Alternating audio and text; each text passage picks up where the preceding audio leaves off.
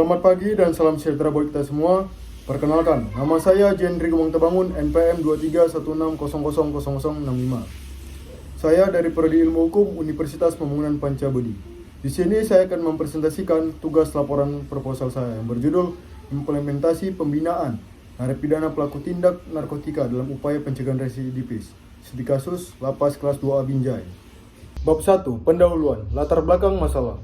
Menurut Undang-Undang Narkotika Pasal 1 Ayat 1 menyatakan bahwa narkotika merupakan zat buatan ataupun yang berasal dari tanaman yang dapat memberikan efek halusinasi, menurunnya kesadaran, serta menyebabkan kecanduan.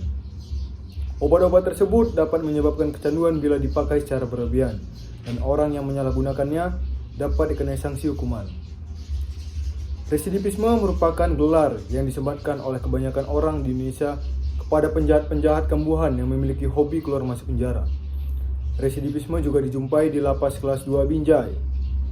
Berdasarkan data dari Seksi Binadik, Lapas Kelas 2 Binjai terdapat 337 orang WBP yang merupakan residivis pada tahun 2024. Diharapkan dengan kehadiran Lapas Kelas 2 Binjai dapat berperan untuk membimbing dan membina narapidana narkotika.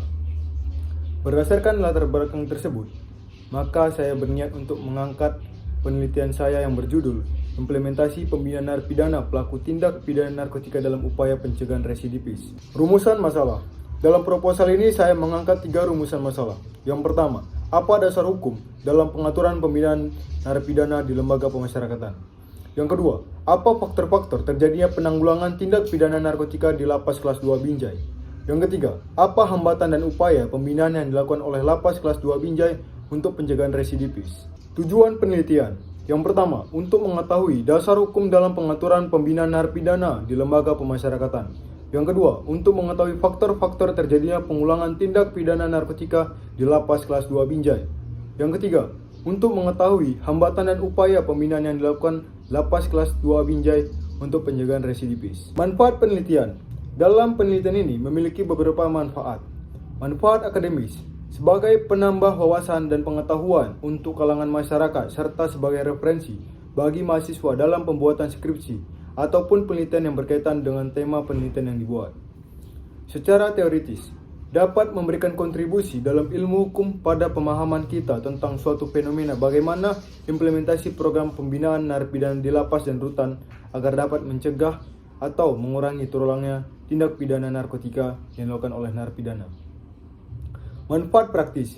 Secara praktis, di mana dengan adanya penelitian ini dapat memberikan sumbangan pemikiran kepada pemerintah, khususnya lapas ataupun rutan, serta menjadi bahan masukan dalam pembinaan guna mencegah narapidana mengulangi tindak pidana narkotika di Lapas Kelas 2 Binjai. Metode penelitian. Yang pertama, sifat penelitian. Penelitian ini bersifat deskriptif kualitatif. Penelitian deskriptif merupakan strategi penelitian di mana di dalamnya peneliti menyelidiki kejadian, fenomena kehidupan individu-individu dan meminta seorang atau sekelompok individu untuk menceritakan kehidupan mereka. Informasi ini kemudian diceritakan kembali oleh peneliti dalam kronologi deskriptif. Yang kedua, jenis penelitian. Jenis penelitian yang digunakan adalah dengan menggunakan metode pendekatan yuridis empiris. Dengan kata lain, adalah jenis penelitian hukum sosiologis dan dapat disebut pula dengan penelitian lapangan, yaitu mengkaji ketentuan hukum yang berlaku serta apa yang terjadi dalam kenyataan di masyarakat. Yang ketiga, metode pengumpulan data. Studi pustaka. Studi pustaka merupakan metode pengumpulan data, yaitu dengan mempelajari dan menganalisa secara sistematika buku-buku, peraturan perundang-undangan, internet, dan sumber lainnya yang berhubungan dengan materi yang dibahas dalam proposal ini, sehingga diperoleh data ilmiah sebagai bahan uraian teoritis. Observasi. Observasi merupakan teknik pengumpulan data dengan cara melakukan pengamatan tentang keadaan yang ada di lapangan. Wawancara. Wawancara merupakan langkah yang diambil selanjutnya setelah observasi dilakukan. Wawancara atau teknik interview merupakan pengumpulan data dengan cara tatap muka secara langsung dengan pewawancara.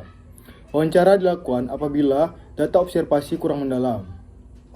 Yang keempat, jenis data yang digunakan dalam penelitian ini ada 2 jenis, yaitu data primer dan data sekunder.